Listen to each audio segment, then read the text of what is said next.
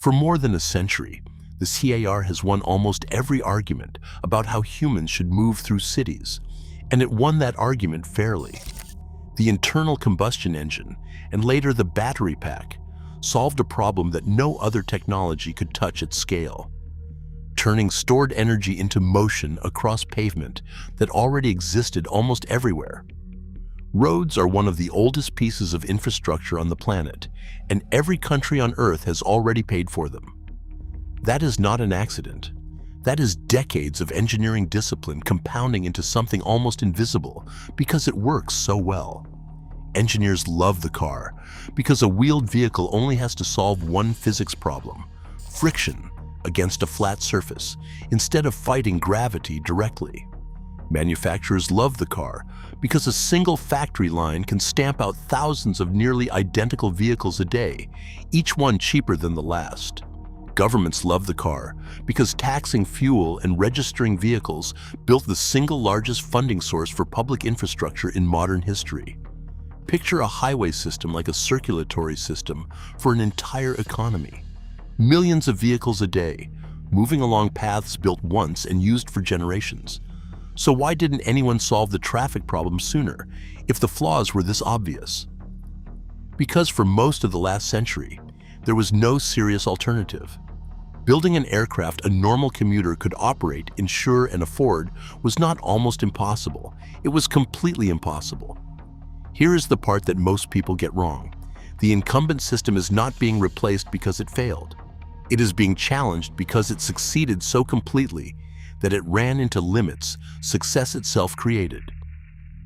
Some of the busiest urban corridors on the planet now move traffic at speeds slower than a person can comfortably ride a bicycle, and the roads underneath were never built to expand any further. Beijing's second ring road alone has been widened repeatedly across 4 decades, and each widening filled back up within a few years of construction finishing. Think of a road network the way you would think of a kitchen sink drain. Add more water, and for a while the drain keeps up just fine. Add enough water fast enough, and no amount of clever plumbing changes the fact that the pipe itself only has one diameter. The car did not lose the argument about ground transportation.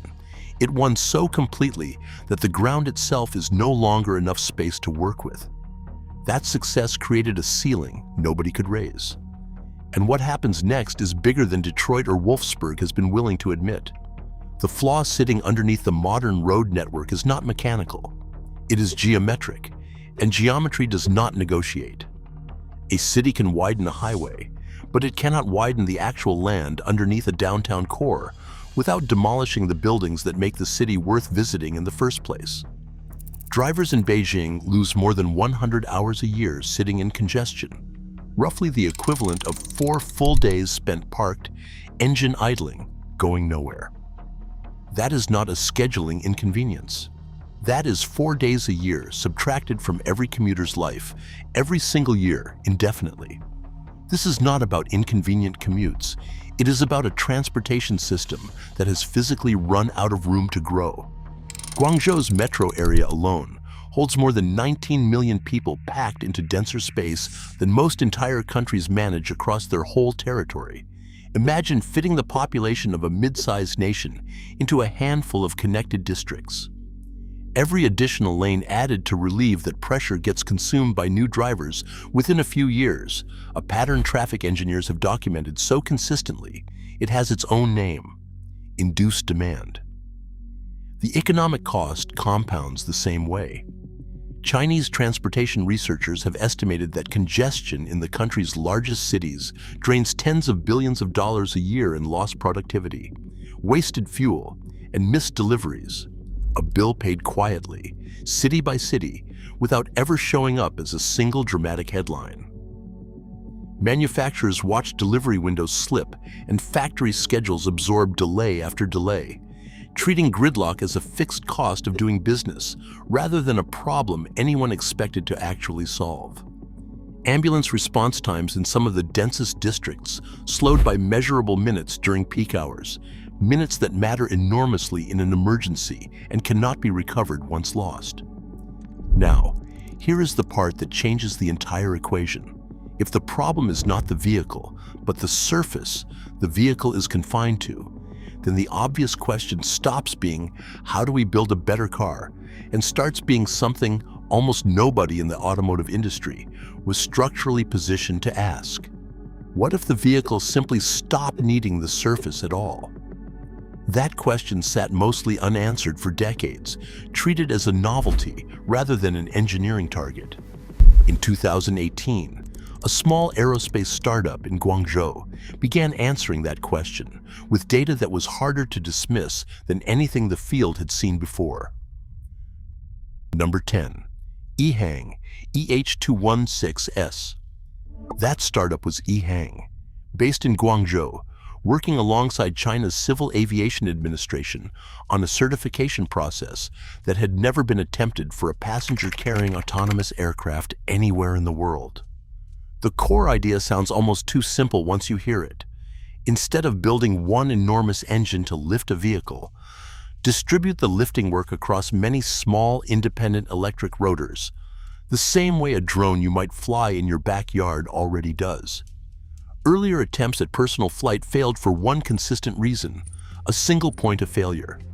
One engine, one gearbox, one rotor assembly, and if any piece of that chain broke mid-flight, there was no backup system fast enough to compensate. It is the difference between a table balanced on one leg and a table balanced on 8. Knock one leg out from under the second table, and it barely tips. Knock the single leg out from under the first, and everything on top of it hits the floor at once. Helicopters solved part of this problem decades ago, but a helicopter's single large rotor still represents exactly the kind of concentrated risk that redundant design is meant to eliminate, which is one reason helicopter pilot training remains so demanding, and helicopter accident rates remain stubbornly higher than fixed-wing aviation. EHang's flagship aircraft, the EH216-S, applies exactly that logic. 16 small rotors, arranged in 8 redundant pairs, mean the aircraft can lose several rotors entirely and still land under full control. Engineers demonstrated this specific failure scenario repeatedly during certification testing. The aircraft carries 2 passengers, requires no pilot on board, and is guided instead by ground-based remote supervision and pre-programmed flight corridors. Here is the detail that puts everything into perspective. This is not a concept aircraft waiting for permission to exist. In October of 2023, the EH216-S became the first passenger-carrying autonomous aircraft in the world to receive a full type certificate from a national aviation authority, a bureaucratic milestone that sounds dry until you realize it is the same category of approval that allows a Boeing jet to carry passengers commercially. Number 9. EHang VT30. EHang followed the EH216-S with a longer-range sibling, the VT30, a tilting rotor design still completing its own certification trials, built to close the gap between short urban hops and genuine intercity travel. The paperwork was real. The harder question was whether the aircraft was. That question could only be answered one way: by putting real people inside one, in the air, over a real city. Start with the number that should give any serious engineer pause. The EH216-S has a maximum flight time of roughly 25 minutes and a range of about 18.5 miles on a single charge, less range than most people drive to get groceries on a Saturday afternoon. But here is what that number actually means in practice. 80% of urban trips inside Chinese megacities cover less than 12 miles, which means an aircraft with an 18-mile range is not undershooting the actual commute. It is matched almost exactly to it. A car built to drive coast to coast would be wildly over-engineered for a trip to the grocery store. And the same logic applies here in reverse. Now, here is the detail that changes how you should think about these aircraft entirely. Their weakness in range is offset by a strength almost nobody expects from something this small. Electric vertical propulsion produces a fraction of the noise of a helicopter, recorded flyover tests placed the EH216-S at roughly 65 decibels at altitude, quieter than highway traffic heard from a sidewalk. A technology built to solve congestion turned out to solve noise pollution almost as a side effect. Residents living along the approved flight corridor in Guangzhou reported barely noticing the aircraft passing overhead during daytime testing, a detail regulators specifically tracked before approving routes over populated districts. Number 8. AutoFlight Matrix.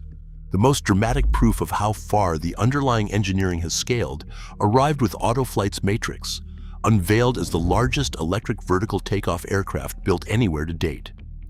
Where the EH216-S carries 2 people, the Matrix is built to carry 10, the same passenger capacity as a full airport shuttle van, lifted entirely off the ground on batteries and electric rotors.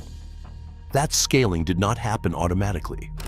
Structural engineers had to solve a weight distribution problem that barely exists in a 2-seat aircraft.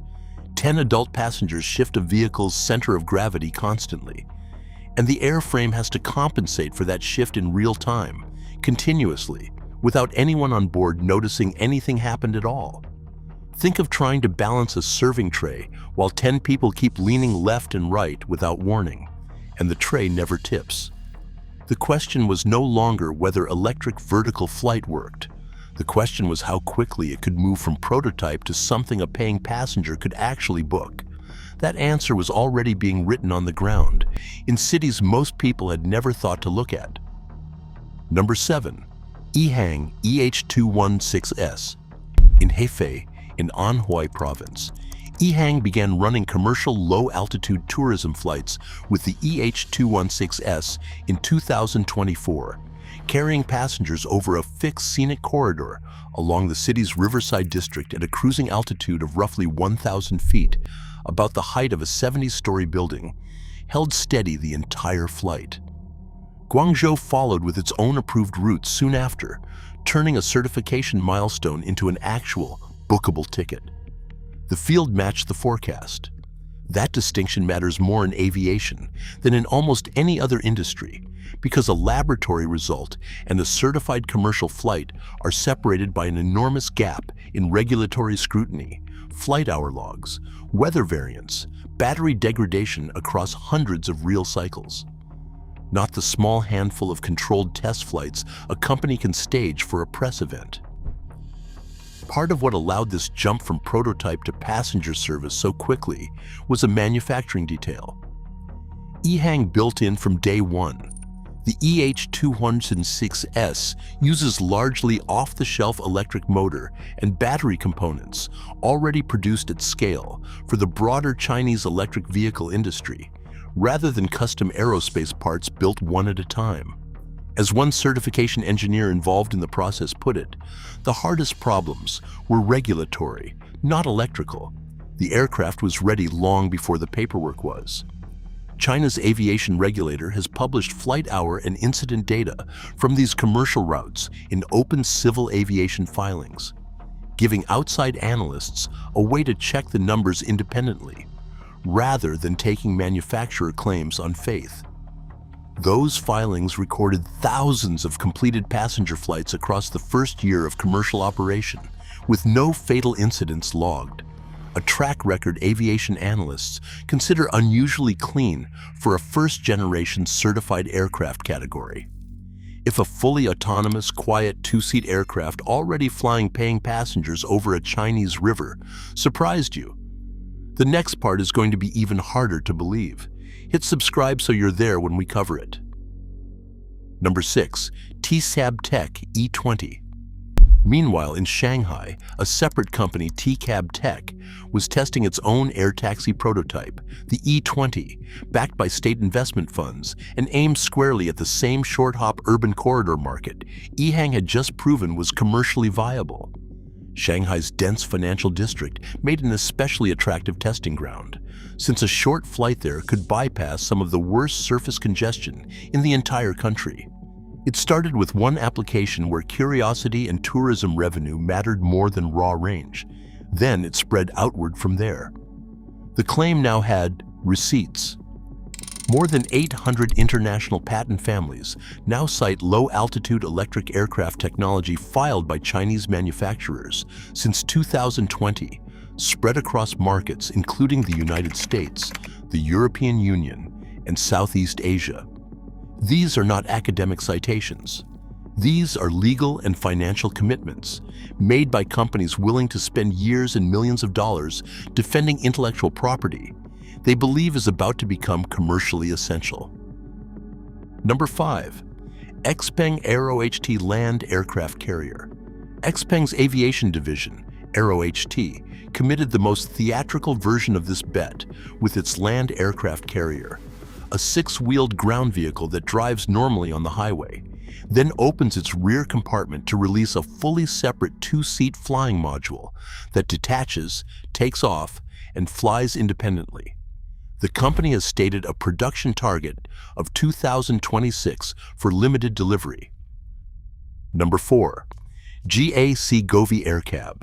GAC Group, one of China's largest state-linked automakers, unveiled its own four-seat consumer flying car, the Govee AirCab, betting that a company already trusted to build family sedans could extend that trust into the air. Number 3. AeroFugia AE200. Geely, the parent company of Volvo, acquired the remains of the American flying car pioneer TerraFugia and folded its research into a new subsidiary, AeroFugia, which has since built the hybrid electric AE200, a design choice specifically aimed at extending range beyond what pure battery aircraft can currently manage.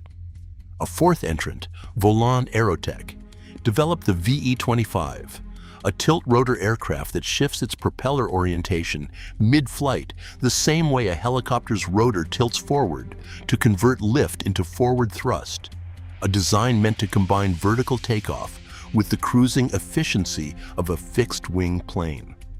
Here is the detail that explains why this wave is breaking in China first rather than anywhere else.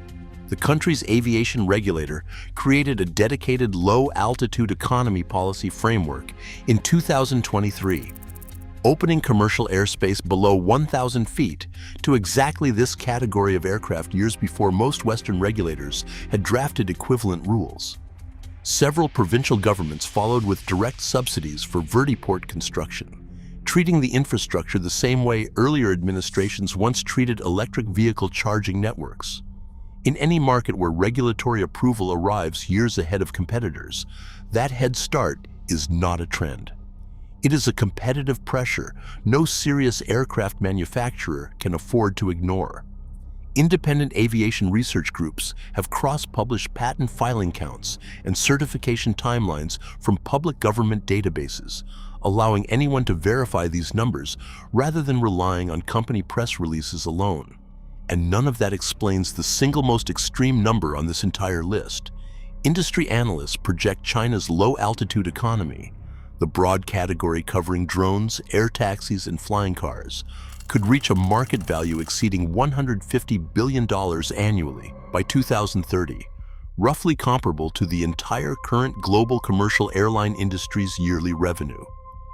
Beyond the economic figure, there is a genuine environmental case. Electric vertical aircraft produce zero direct emissions per flight and, unlike a car idling in traffic, use zero energy while stationary, a meaningful advantage in cities where ground congestion alone is estimated to waste billions of gallons of fuel annually just from vehicles sitting still. Number 2. AutoFlight Prosperity. The clearest proof that the range problem is already being engineered away came from AutoFlight's Prosperity model, which completed a certified test flight of 155 miles on a single charge, the exact figure that opened this video, now fully explained by everything you have just learned about how these aircraft actually work. But turning a promising technology into a global standard is a long road, and it is important to be honest about where that road gets genuinely difficult. Battery energy density remains the hardest constraint. Current aviation-grade batteries deliver roughly a third of the energy per pound that jet fuel does, a gap no announced chemistry closes before the end of this decade. air traffic management for thousands of low-altitude aircraft sharing corridors with drones and existing helicopter routes has no fully proven system anywhere yet. Vertiport infrastructure, the landing pads and charging stations these aircraft require, currently exists in only a handful of pilot cities. Public trust remains unmeasured at meaningful scale, since total commercial flight hours logged so far number only in the low thousands. Manufacturing costs per aircraft still run into the hundreds of thousands of dollars, closer to a luxury purchase than a mass-market vehicle. And weather resilience, flying safely through the kind of wind and storms that ground helicopters today, has been tested in only a narrow range of conditions. None of these challenges change what the engineering shows is possible. They define the gap between what is technically achievable and what will actually happen at scale. Closing that gap is an investment problem, a policy problem, and a coordination problem as much as an engineering one. The researchers who built this technology gave the world a working aircraft. Whether the world adopts it at the speed its congested cities demand is a different question entirely, and that question gets a lot more interesting once you see where this entire category of aircraft actually started. Number 1. XPeng AeroHT X2. The story of the flying car is ultimately the story of what human civilization can build and where it can build it. For most of history, only the wealthiest travelers ever experienced point-to-point aerial transport, ferried by helicopter over the same traffic everyone else sat trapped inside. That gap has not closed yet, and it would be dishonest to pretend otherwise. Early commercial flights in Guangzhou and Hefei are priced closer to a premium tourist experience than a daily commute. And the countries positioned to benefit first are already wealthy enough to build the infrastructure. Much of Southeast Asia and Africa, where congestion costs are arguably even worse, remain years from equivalent access. What is genuinely new, not incrementally better, but categorically different, is a passenger aircraft requiring no pilot, no runway, and no fuel infrastructure, certified by a national government to carry paying customers commercially. That is not a minor improvement on the helicopter. It is a different category of solution. It is worth remembering where this line of aircraft began. In 2021, XPeng's aviation division flew an early two-seat wingless prototype called the X2 over Dubai, staged deliberately outside China to prove the technology could survive scrutiny beyond its home market. Everything you just watched, from certified flights to a 10-passenger aircraft to a car that splits apart mid-drive, traces back to that single test flight less than 5 years ago. The researchers behind this technology gave the world a working aircraft. Whether the world adopts it at the speed its cities demand belongs to policymakers and investors as much as engineers. That is new. Progress in aviation compounds slowly and then all at once, the same handful of years separating the Wright brothers' first flight from the first commercial airline route.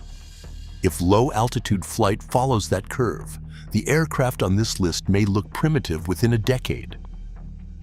If watching this category solve the range and weight problem in the air raises an obvious question, what happens when that same discipline gets applied back to the car itself? That story is worth understanding too. It is the subject of our next video. BYD's new car has no battery pack. They made the entire body the battery. The link is in the description. If this changed how you think about what a flying car actually is, hit that like button and subscribe so you never miss what comes next. Turn on notifications. We publish every week. Now, I want to hear from you in the comments. Would you get inside a fully autonomous aircraft with no pilot on board? Or is a human in the cockpit non-negotiable for you, no matter how many redundant rotors it has?